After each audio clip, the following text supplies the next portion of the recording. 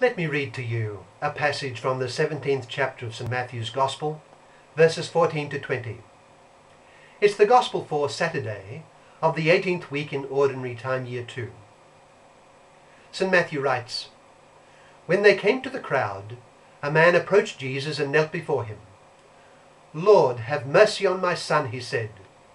'He has seizures and is suffering greatly.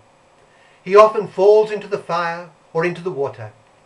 I brought him to your disciples, but they could not heal him.' 'O unbelieving and perverse generation,' Jesus replied, 'how long shall I stay with you?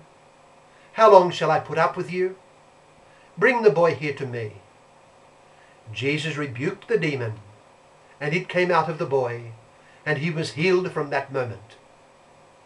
Then the disciples came to Jesus in private and asked, 'Why couldn't we drive it out?'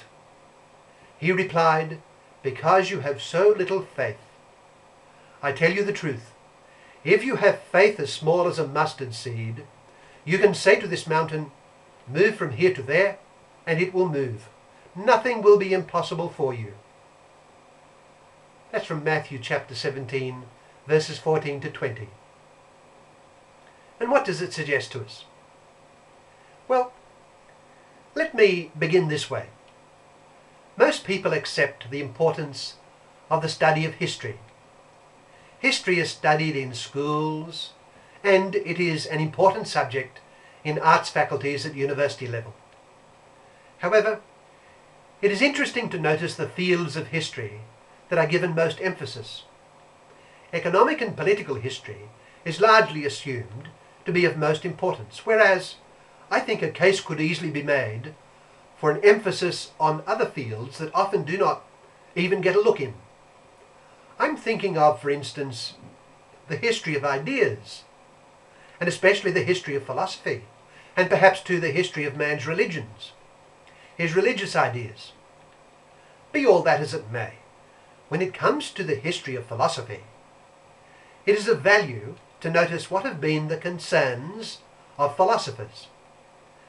Those concerns have been the nature of morality, the world of our experience, the nature of history, human knowledge, God, his existence and nature, and a host of other basic questions. Within the Anglo-Saxon philosophical world, human knowledge has been at the forefront of interest. How can we be certain of anything? And what are the means of attaining the truth, if there be any objective truth? Now, over the past couple of centuries, the assumption has grown that the criterion of truth is its demonstrability. What do I mean? Well, that is to say, if a truth can be demonstrated mathematically or scientifically, meaning in the main, empirically, then it can be accepted as true. Now, of course, if a truth can be demonstrated in this way, then it can be accepted as true. The problem is that this test is taken to be a total criterion of truth, which is to say that it is to be a test to be applied to all truths. It is part of the naturalist assumption of much of modern thought. The only reality that can be admitted is that which lies within the boundaries of our sense experience.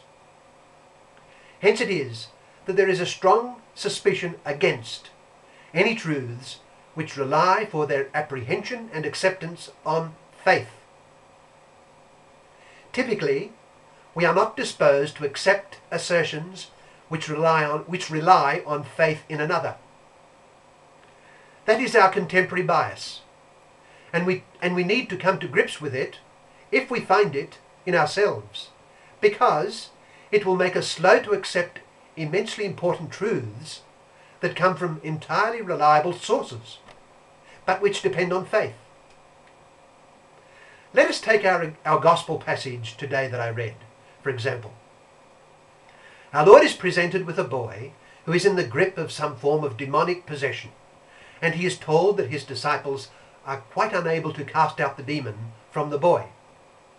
At a word, our Lord expels the demon, and in private he is asked by his disciples why they were unable to cast it out. Our Lord replied, "Because you have so little faith. I tell you the truth, if you have faith as small as a mustard seed, you can say to this mountain, move from here to there, and it will move. Nothing will be impossible for you.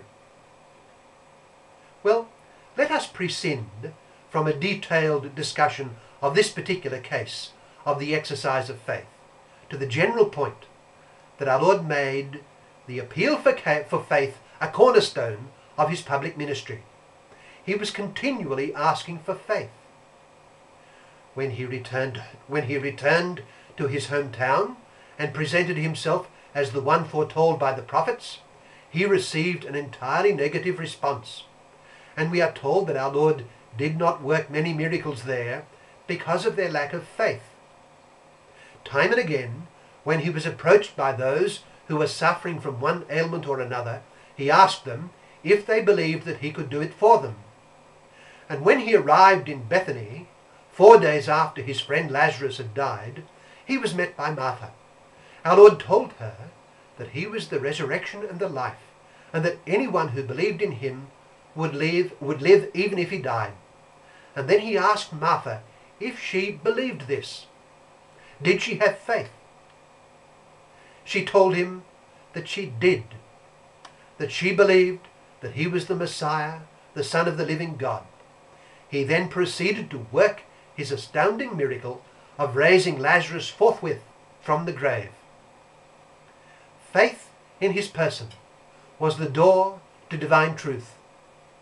Our Lord did not ask people if they had, through their own independent tests, had come to see that what he claimed and taught was true. No, he asked them if they believed in him. That was the door to the apprehension of divine truth. Faith in Jesus is the way to reveal truth.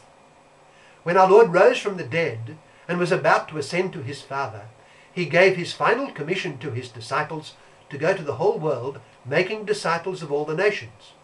That is to say, those who believed would be saved, while those who knowingly refused would not. Let us take to heart our Lord's constant call to believe, his call to faith. Believing in Jesus, the Son of God, is the most reasonable thing we can do. Our salvation depends on hearing the word of Christ and accepting it in faith. We use our reason to examine and consider his person, but in the final analysis the act of faith will be necessary. This faith, once given, must be maintained and helped to grow strong and never be allowed to wane.